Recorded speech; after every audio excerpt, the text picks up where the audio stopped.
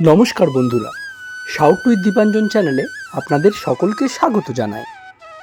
আপনারা শুনছেন শ্রীম কথিত শ্রী শ্রী রামকৃষ্ণ কথামৃত ৮২তম পর্ব নিয়ে আপনাদের কাছে চলে এসেছি। চলুন আজকের পর্বটি শুরু করা যাক।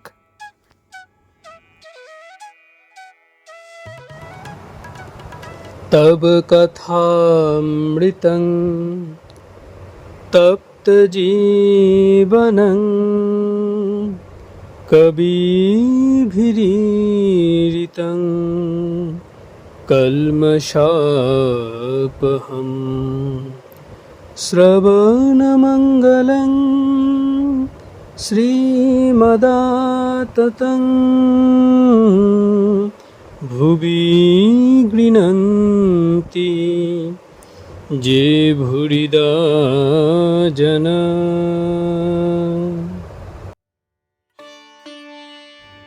তান্ত্রিক ভক্ত ও ভক্তির তম, হাবাতের সংশয়, অষ্টসিদ্ধি। ভক্তির তম আনো, বলো কি? রাম বলেছি, কালী বলেছি, আমার আবার বন্ধন, আমার আবার কর্মফল। ঠাকুর আবার গান গাহিতেছেন, আমি দুর্গা দুর্গা বলে মা যদি মরি, আখেরে এ দিনে নাতারো কেমনে জানা যাবে গো শঙ্করী। নাসি গো ব্রাহ্মণ হত্যা করি ভ্রূণ, সুরাপান আদি বিনাশী নারী, এসব পাতক না ভাবি তিলেক, ও মা ব্রহ্মপদ নিতে পারি। শ্রীরামকৃষ্ণ আবার বলিতেছেন, বিশ্বাস বিশ্বাস বিশ্বাস। গুরু বলে দিয়েছেন রামই সব হয়ে রয়েছেন। ওহি রাম ঘট ঘট মে লেটা। কুকুর রুটি খেয়ে যাচ্ছে, ভক্ত বলছে, রাম দাঁড়াও দাঁড়াও, রুটিতে ঘি মেখে দিই। এমনই গুরু বাক্যে বিশ্বাস। হাবাতেগুলোর বিশ্বাস হয় না, সর্বদাই সংশয়। আত্মার সাক্ষাৎকার না হলে সব সংশয় যায় না। শুদ্ধা ভক্তি, কোনো কামনা থাকবে না, সেই ভক্তি দ্বারা তাকে শীঘ্র পাওয়া যায়। অনিমাদি সিদ্ধি, এসব কামনা। কৃষ্ণ অর্জুনকে বলেছিলেন, ভাই অনিমাদি সিদ্ধাই, একটিও থাকলে ঈশ্বর লাভ হয় না, একটু শক্তি বাড়তে পারে। তান্ত্রিক ভক্ত, আগে তান্ত্রিক ক্রিয়া আজকাল কেন ফলে না? শ্রীরামকৃষ্ণ, সর্বাঙ্গীন হয় না, আর ভক্তিপূর্বক হয় না, তাই ফলে না। এবার ঠাকুর কথা সাঙ্গ করিতেছেন, বলিতেছেন, ভক্তি সার, ঠিক ভক্তের কোনো ভয় ভাবনা নাই। মা সব জানে। বিড়াল ইঁদুরকে ধরে একরকম করে, কিন্তু নিজের ছানাকে আরেক রকম করে ধরে।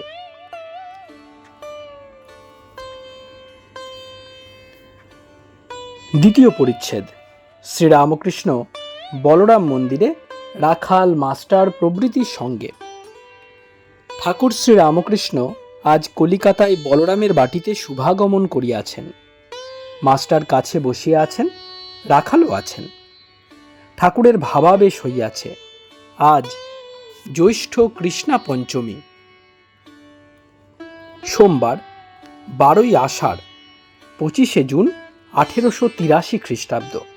বেলা প্রায় 5টা হইয়াছে। শ্রীরামকৃষ্ণ ভাবাবিষ্ট।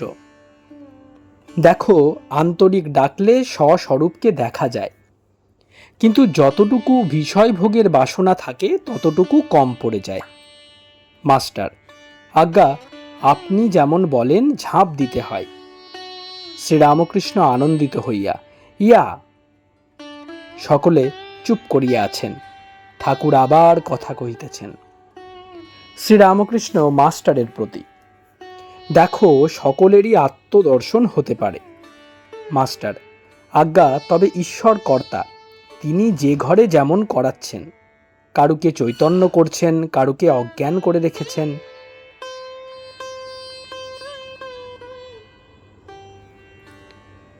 স্বস্বরূপ দর্শন, ঈশ্বর দর্শন বা আত্মদর্শনের উপায় আন্তরিক প্রার্থনা, নিত্য লীলা যোগ। শ্রীরামকৃষ্ণ, না, তাকে ব্যাকুল হয়ে প্রার্থনা করতে হয়। আন্তরিক হলে তিনি প্রার্থনা শুনবেনই শুনবেন। একজন ভক্ত: আজ্ঞে হ্যাঁ, আমি যে রয়েছে তাই প্রার্থনা করতে হবে। শ্রীরামকৃষ্ণ মাস্টারের প্রতি: লীলা ধরে ধরে নিত্যে যেতে হয়, যেমন সিঁড়ি ধরে ধরে ছাদে ওঠা।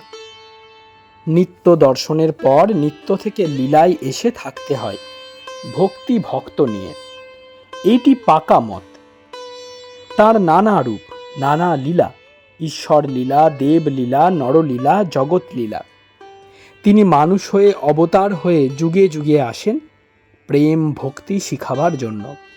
দেখো না চৈতন্যদেব, অবতারের ভিতরেই তার প্রেম ভক্তি আস্বাদন করা যায়। তার অনন্ত লীলা। কিন্তু আমার দরকার প্রেম ভক্তি। আমার ক্ষীরটুকু দরকার। গাভীর বাঁট দিয়েই ক্ষীর আসে, অবতার গাভীর বাঁট। ঠাকুর কি বলিতেছেন যে আমি অবতীর্ণ হইয়াছি, আমাকে দর্শন করিলেই ঈশ্বর দর্শন করা হয়? চৈতন্যদেবের কথা বলিয়া ঠাকুর কি নিজের কথা ইঙ্গিত করিতেছেন? তৃতীয় পরিচ্ছেদ। নানাভাবে শ্রীরামকৃষ্ণ দক্ষিণেশ্বরে ও ভক্ত মন্দিরে। শ্রীরামকৃষ্ণ দক্ষিণেশ্বর দেবালয়ে শিব মন্দিরের সিঁড়িতে বসিয়া আছেন। জ্যৈষ্ঠ মাস 1883। খুব গরম পড়িয়াছে। একটু পরে সন্ধ্যা হইবে। বরফ ইত্যাদি লইয়া মাস্টার আসিয়াছেন ও ঠাকুরকে প্রণাম করিয়া তাহার পাদমূলে শিব মন্দিরের সিঁড়িতে বসিলেন। J.S. Mill and Sri Ramakrishna.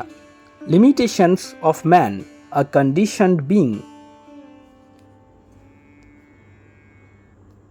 Sri Ramakrishna মাস্টারের প্রতি: মণিমল্লিকের নাত জামাই এসেছিল। সে কি বইয়ে পড়েছে, ঈশ্বরকে তেমন জ্ঞানী সর্বজ্ঞ বলে বোধ হয় না। তাহলে এত দুঃখ কেন? আর এই যে জীবের মৃত্যু হয়, একেবারে মেরে ফেললেই হয়, ক্রমে ক্রমে অনেক কষ্ট দিয়ে মারা কেন? যে বই লিখছে সে নাকি বলেছে যে আমি হলে এর চেয়ে ভালো সৃষ্টি করতে পারতাম। মাস্টার হাঁ করিয়া ঠাকুরের কথা শুনিতেছেন ও চুপ করিয়া আছেন। ঠাকুর আবার কথা কহিতেছেন। শ্রীরামকৃষ্ণ মাস্টারের প্রতি: তাকে কি বুঝা যায়গা? আমিও কখনো তাকে ভাবি ভালো, কখনো ভাবি মন্দ। তার মহামায়ার ভিতর আমাদের রেখেছেন। কখনো তিনি হুঁশ করেন, কখনো তিনি অজ্ঞান করেন।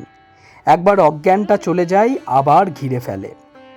পুকুর পানা ঢাকা, ঢিল মারলে খানিকটা জল দেখা যায়।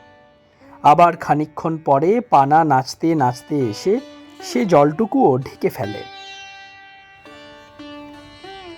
যতক্ষণ দেহবুদ্ধি ততক্ষণই সুখ দুঃখ, জন্ম মৃত্যু, রোগ শোক। দেহেরই এই সব, আত্মার নয়। দেহের মৃত্যুর পর তিনি হয়তো ভালো জায়গায় নিয়ে যাচ্ছেন, যেমন প্রসব বেদনার পর সন্তান লাভ। আত্মজ্ঞান হলে সুখ দুঃখ, জন্ম মৃত্যু স্বপ্নবৎ বোধ হয়। আমরা কি বুঝব 1 সের ঘটিতে কি 10 সের দুধ ধরে? নুনের পুতুল সমুদ্র মাপতে গিয়ে আর খবর দেয় না, গলে মিশে যায়। ছিদ্যন্তে সর্বসংশয়া তস্মিন দৃষ্টে পরাবরে। সন্ধ্যা হইল। ঠাকুরদের আরতি হইতেছে। ঠাকুর শ্রীরামকৃষ্ণ নিজের ঘরে ছোট খাটটিতে বসিয়া জগন্মাতার চিন্তা করিতেছেন।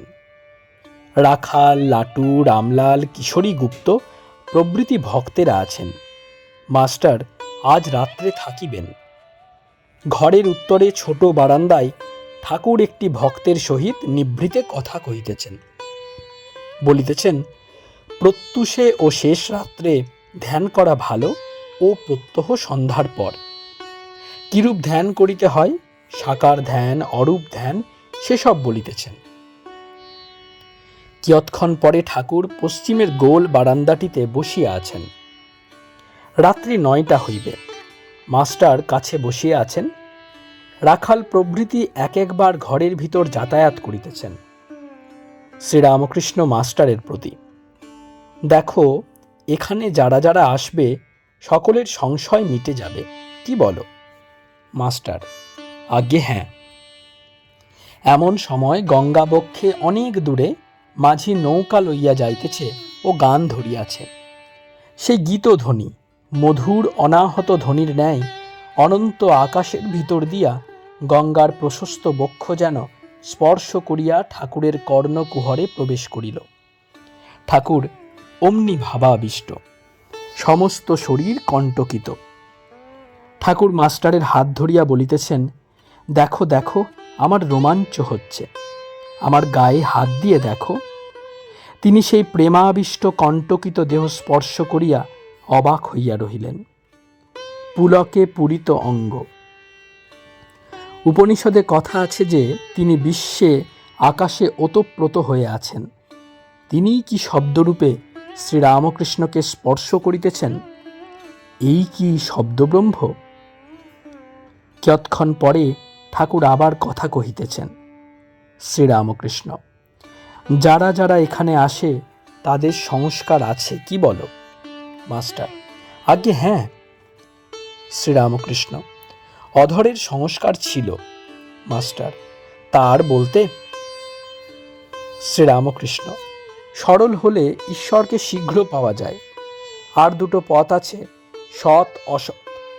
সৎ পথ দিয়ে চলে যেতে হয়। মাস্টার: আজ্ঞে হ্যাঁ, সুতোর একটু আঁচ থাকলে ছুঁচের ভিতর যাবে না। সর্বত্যাগ কেন? শ্রীরামকৃষ্ণ: খাবারের সঙ্গে চুল জিবে পড়লে মুখ থেকে সব শুদ্ধ ফেলে দিতে হয়। মাস্টার: তবে আপনি যেমন বলেন, যিনি ভগবান দর্শন করেছেন তাকে অসৎ সঙ্গে কিছু করতে পারে না। খুব জ্ঞানাগ্নিতে কলা গাছটা পর্যন্ত জ্বলে যায়। শ্রীরামকৃষ্ণ ও শ্রী কবি কঙ্কন। অধরের বাটিতে চণ্ডীর গান। আরেকদিন ঠাকুর কলিকাতায় বেনেটোলায় অধরের বাড়িতে আসিয়াছেন। 31শে আষাঢ়, শুক্লা দশমী, 14ই জুলাই 1883, শনিবার। অধর ঠাকুরকে রাজনারায়ণের চণ্ডীর গান শুনাইবেন। রাখাল, মাস্টার প্রভৃতি সঙ্গে আছেন। ঠাকুর দালানে গান হইতেছে। রাজনারায়ণ গান ধরিলেন। অভয় পদে প্রাণ সপেছি, আমি আর কি জমের ভয় রেখেছি। কালী নাম মহামন্ত্র, আত্মশির শিখাই বেঁধেছি। আমি দেহ বেচে ভবের হাটে দুর্গা নাম কিনে এনেছি। কালী নাম কল্পতরু হৃদয়ে রোপণ করেছি। এবার সমন এলে হৃদয় খুলে দেখাবো, তাই বসে আছি। দেহের মধ্যে 6 জন কুজন তাদের ঘরে দূর করেছি। রামপ্রসাদ বলে, দুর্গা বলে যাত্রা করে বসে আছি। ঠাকুর খানিক শুনিতে শুনিতে ভাবাবিষ্ট দাঁড়াইয়া পড়িয়াছেন ও সম্প্রদায়ের সঙ্গে যোগ দিয়া গান গাইতেছেন। ঠাকুর আখর দিতেছেন। ও মা, রাখো মা। আখর দিতে দিতে একেবারে সমাধিস্থ, বাহ্যশূন্য, নিষ্পন্দ দাঁড়াইয়া আছেন। আবার গায়ক গাহিতেছেন, রণে এসেছে কার কামিনী, সজল জলদ জিনিয়া কাই দশনে দোলে যামিনী। ঠাকুর আবার সমাধিস্থ। গান সমাপ্ত হইলে দালান হইতে গিয়া ঠাকুর অধরের দ্বিতল বৈঠকখানায় ভক্ত সঙ্গে বসিলেন। নানা ঈশ্বরীয় প্রসঙ্গ হইতেছে। কোনো কোনো ভক্ত অন্তঃসার ফলগুণদী। উপরে ভাবের কোনো প্রকাশ নাই, এসব কথাও হইতেছে। চতুর্থ পরিচ্ছেদ। বলরাম মন্দিরে ঈশ্বর দর্শন কথা। জীবনের উদ্দেশ্য, দ্য এন্ড অফ লাইফ। আরেকদিন 18ই আগস্ট 1883, 2রা ভাদ্র, শনিবার, বৈকালে বলরামের বাড়ি আসিয়াছেন। ঠাকুর অবতার তত্ত্ব বুঝাইতেছেন। শ্রীরামকৃষ্ণ ভক্তদের প্রতি। অবতার লোক শিক্ষার জন্য ভক্তি ভক্ত নিয়ে থাকে। যেমন ছাদে উঠে সিঁড়িতে আনাগোনা করা। অন্য মানুষ ছাদে উঠবার জন্য ভক্তিপথে থাকবে যতক্ষণ না জ্ঞান লাভ হয়, যতক্ষণ না সব বাসনা যায়। সব বাসনা গেলেই ছাদে ওঠা যায়। দোকানদার যতক্ষণ না হিসাব মেটে ততক্ষণ ঘুমায় না। খাতায় হিসাব ঠিক করে তবে ঘুমায়। মাস্টারের প্রতি, ঝাঁপ দিলে হবেই হবে, ঝাঁপ দিলে হবেই হবে। আচ্ছা, কেশব সেন, শিবনাথ এরা যে উপাসনা করে, তোমার কিরূপ বোধ হয়? মাস্টার, আজ্ঞে আপনি যেমন বলেন। তারা বাগান বর্ণনাই করেন, কিন্তু বাগানের মালিককে দর্শন করার কথা খুব কমই বলেন। প্রায় বাগান বর্ণনায় আরম্ভ আর উহাতেই শেষ। শ্রীরামকৃষ্ণ, ঠিক, বাগানের মালিককে খোঁজা আর তার সঙ্গে আলাপ করা, এটাই কাজ। ঈশ্বর দর্শনই জীবনের উদ্দেশ্য। বলরামের বাড়ি হইয়া এইবার অধরের বাড়ি আসিয়াছেন। সন্ধ্যার পর অধরের বৈঠকখানায় নাম সংকীর্তন ও নৃত্য করিতেছেন। বৈষ্ণবচরণ কীর্তনিয়া গান গাইতেছেন। অধর, মাস্টার, রাখাল প্রভৃতি উপস্থিত আছেন। অধরের বাড়িতে কীর্তনানন্দ ও অধরের প্রতি উপদেশ। কীর্তনান্তে ঠাকুর ভাবাবিষ্ট হইয়া বসিয়াছেন। রাখালকে বলিতেছেন, এখানকার শ্রাবণ মাসের জল নয়। শ্রাবণ মাসের জল খুব হুড়হুড় করে আসে, আবার বেরিয়ে যায়। এখানে পাতাল ফোঁড়া শিব, বসানো শিব নয়। তুই রাগ করে দক্ষিণেশ্বর থেকে চলে এলি। আমি মাকে বললুম, মা, এর অপরাধ নিসনি। শ্রীরামকৃষ্ণ কি অবতার? পাতাল ফোঁড়া শিব। আবার অধরকে ভাবাবিষ্ট হইয়া বলিতেছেন, বাপু, তুমি যে নাম করেছিলে তাই ধ্যান করো। এই বলিয়া অধরের জিহ্বা অঙ্গুলি দ্বারা স্পর্শ করিলেন ও জিহ্বাতে কি লিখিয়া দিলেন। এই কি অধরের দীক্ষা হইল? পঞ্চম পরিচ্ছেদ, আদ্যাশক্তি ও অবতার তত্ত্ব। আরেকদিন ঠাকুর দক্ষিণেশ্বর মন্দিরে দক্ষিণ পূর্ব বারান্দার সিঁড়িতে বসিয়া আছেন, সঙ্গে রাখাল, মাস্টার, হাজরা। ঠাকুর রহস্য করিতে করিতে বাল্যকালের অনেক কথা বলিতেছেন। দক্ষিণেশ্বরে সমাধিস্থ শ্রীরামকৃষ্ণ ও জগন্মাতার সঙ্গে তাহার কথা। ঠাকুর সমাধিস্থ, সন্ধ্যা হইয়াছে। নিজের ঘরে ছোট খাটটিতে বসিয়া আছেন ও জগন্মাতার সহিত কথা কহিতেছেন। বলিতেছেন, মা, এত হাঙ্গাম করিস কেন? মা, ওখানে কি যাব? আমায় নিয়ে যাস তো যাব। ঠাকুরের কোনো ভক্তের বাড়িতে যাবার কথা হইয়াছিল, তাই কি জগন্মাতার আজ্ঞার জন্য এইরূপ বলিতেছেন? জগন্মাতার সঙ্গে শ্রীরামকৃষ্ণ আবার কথা কহিতেছেন। এবার কোনো অন্তরঙ্গ ভক্তের জন্য বুঝি প্রার্থনা করিতেছেন। বলিতেছেন, মা, ওকে নিখাদ করো। আচ্ছা মা, ওকে এক কলা দিলি কেন? ঠাকুর একটু চুপ করিয়া আছেন। আবার বলিতেছেন, ও বুঝেছি, এতেই তোর কাজ হবে। 16 কলার 1 কলা শক্তিতে তোর কাজ, অর্থাৎ লোক শিক্ষা হবে। এই কথা কি ঠাকুর বলিতেছেন? এবার ভাবাবিষ্ট অবস্থায় মাস্টার প্রভৃতিকে আদ্যাশক্তি ও অবতার তত্ত্ব বলিতেছেন। যিনি ব্রহ্ম তিনিই শক্তি, তাকেই মা বলে ডাকি। যখন তিনি নিষ্ক্রিয় তখন তাকে ব্রহ্ম বলি। আবার যখন সৃষ্টি, স্থিতি, সংহার কার্য করেন তখন তাকে শক্তি বলি। যেমন স্থির জল, আর জলে ঢেউ হয়েছে, শক্তি লীলাতেই অবতার। অবতার প্রেম ভক্তি শিখাতে আসেন। অবতার যেন গাভীর বাঁট, দুগ্ধ বাঁটের থেকেই পাওয়া যায়। মানুষে তিনি অবতীর্ণ হন, যেমন ঘুটির ভিতর মাছ এসে জমে। ভক্তেরা কেহ কেহ ভাবিতেছেন শ্রীরামকৃষ্ণ কি অবতার পুরুষ, যেমন শ্রীকৃষ্ণ, চৈতন্যদেব, খ্রাইস্ট। অষ্টম খণ্ড, প্রথম পরিচ্ছেদ, শ্রীযুক্ত অধরের বাড়ি, রাখাল, ঈশান প্রভৃতি ভক্ত সঙ্গে শ্রীরামকৃষ্ণ। বালকের বিশ্বাস, অস্পৃশ্য জাতি ও শঙ্করাচার্য, সাধুর হৃদয়। ঠাকুর শ্রীরামকৃষ্ণ কলিকাতায় অধরের বাড়ি শুভাগমন করিয়াছেন। ঠাকুর অধরের বৈঠকখানায় বসিয়া আছেন। বৈকালবেলা রাখাল, অধর, মাস্টার, ঈশান প্রভৃতি ও অনেকগুলি পাড়ার লোক উপস্থিত।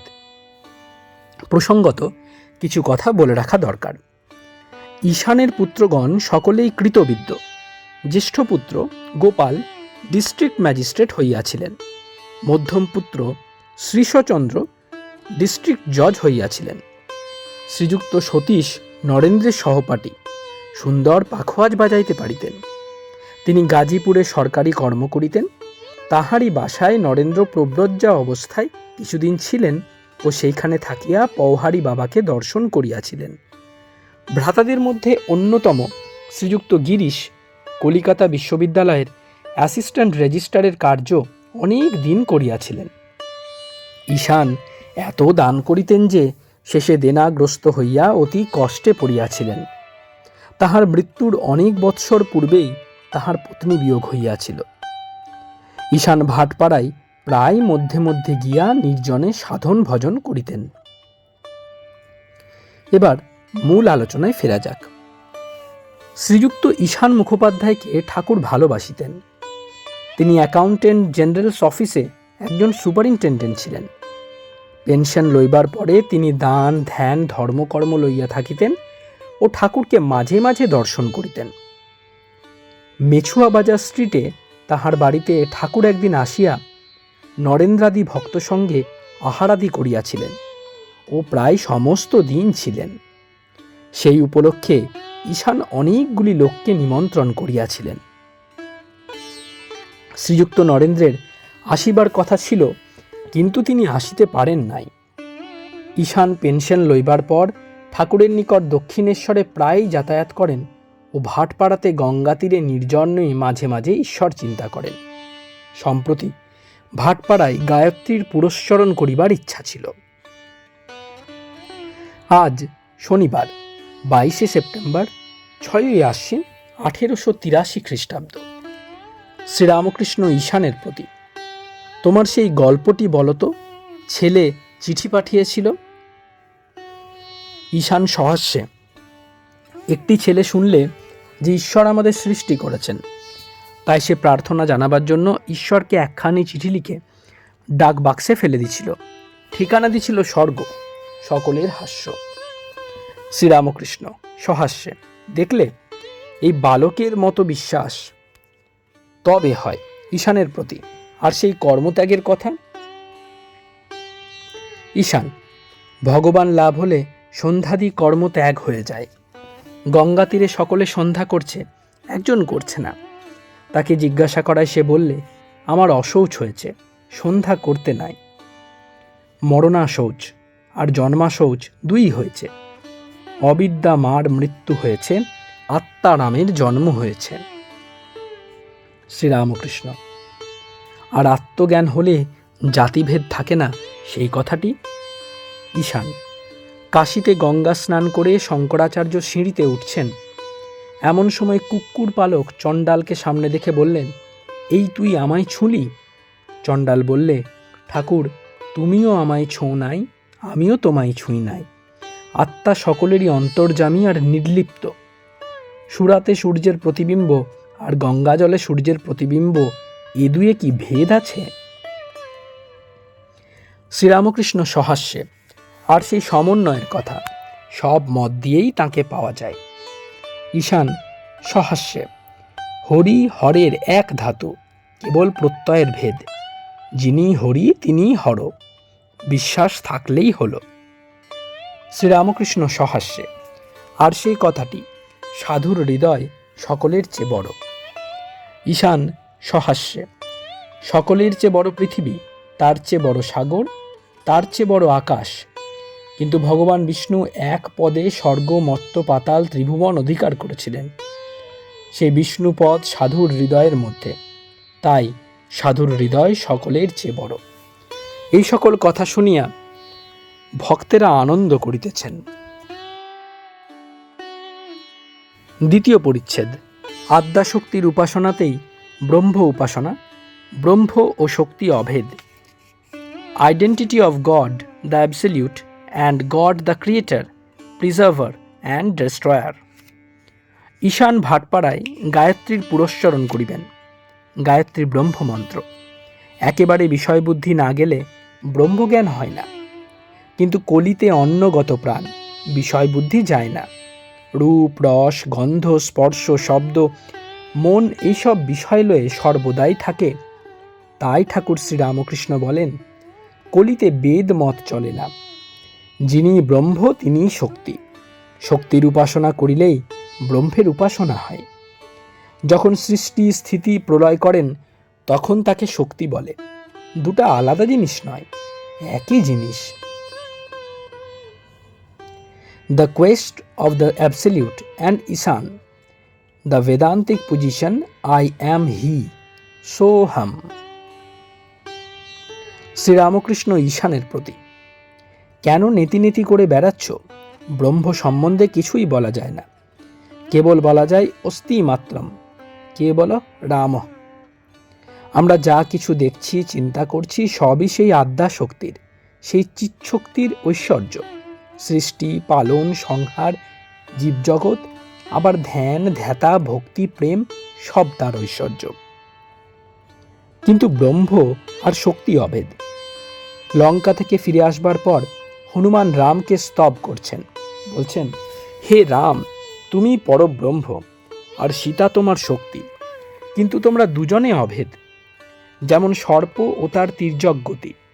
সাপের মতো গতি ভাবতে গেলেই সাপকে ভাবতে হবে, আর সাপকে ভাবলেই সাপের গতি ভাবতে হয়। দুগ্ধ ভাবলেই দুধের বর্ণ ভাবতে হয়, ধবলত্ব। দুধের মতো সাদা, অর্থাৎ ধবলত্ব ভাবতে গেলেই দুধকে ভাবতে হয়। জলের হিম শক্তি ভাবলেই জলকে ভাবতে হয়, আবার জলকে ভাবলেই জলের হিম শক্তিকে ভাবতে হয়। এই আদ্যা শক্তি বা মহামায়া ব্রহ্মকে আবরণ করে রেখেছে। আবরণ গেলেই যা ছিলুম তাই হলুম, আমি তুমি, তুমি আমি। যতক্ষণ আবরণ রয়েছে ততক্ষণ বেদান্তবাদীদের সোহম অর্থাৎ আমি সেই পরব্রহ্ম একথা ঠিক খাটে না। জলেরই তরঙ্গ, তরঙ্গের কিছু জল নয়। যতক্ষণ আবরণ রয়েছে ততক্ষণ মা মা বলে ডাকা ভালো। তুমি মা, আমি তোমার সন্তান, তুমি প্রভু, আমি তোমার দাস। সেব্য সেবক ভাবই ভালো। এই দাস ভাব থেকে আবার সব ভাব আসে, শান্ত, সখ্য প্রভৃতি। মনিব যদি দাসকে ভালোবাসে তাহলে আবার তাকে বলে, আয় আমার কাছে বস, তুইও যা আমিও তা। কিন্তু দাস যদি মনিবের কাছে সেধে বসতে যায়, মনিব রাগ করবে না? আদ্যাশক্তি ও অবতার লীলা ও ঈশান। হোয়াট ইজ মায়া? বেদ, পুরাণ, তন্ত্রের সমন্বয়। অবতার লীলা এসব চিৎ শক্তির ঐশ্বর্য। যিনি ব্রহ্ম তিনি আবার রাম, কৃষ্ণ, শিব। ঈশান, হরি হর এক ধাতু, কেবল প্রত্যয়ের ভেদ।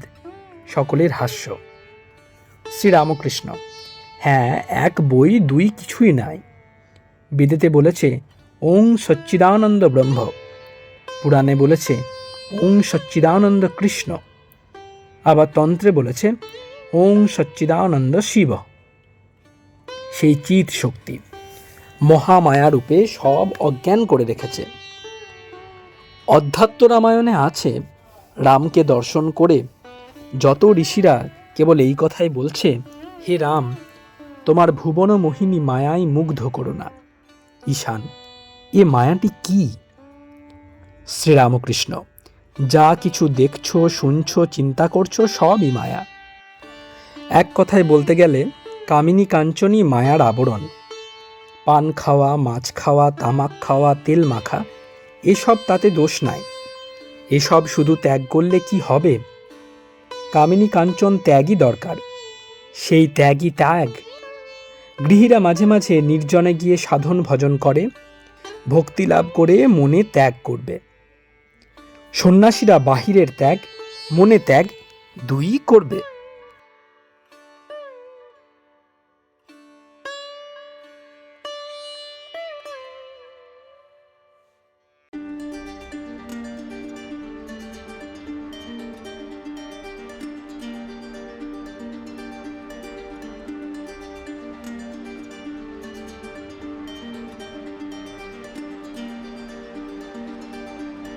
আপনারা শুনছেন শ্রীম কথিত শ্রী শ্রী রামকৃষ্ণ কথামৃত। আজ 82তম পর্বটি আপনাদের কাছে পরিবেশন করলাম। প্রতিদিনের মতো আজকেও প্রণাম জানানোর মাধ্যমে এই পর্বটি এখানেই শেষ করব। চলুন সকলে মিলে প্রণাম করা যাক।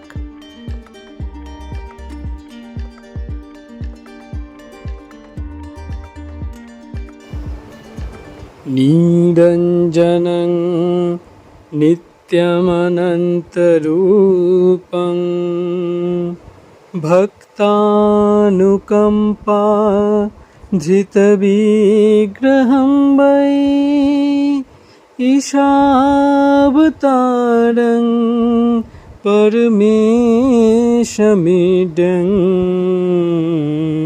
তং রামকৃষ্ণং শিরসা নমামি।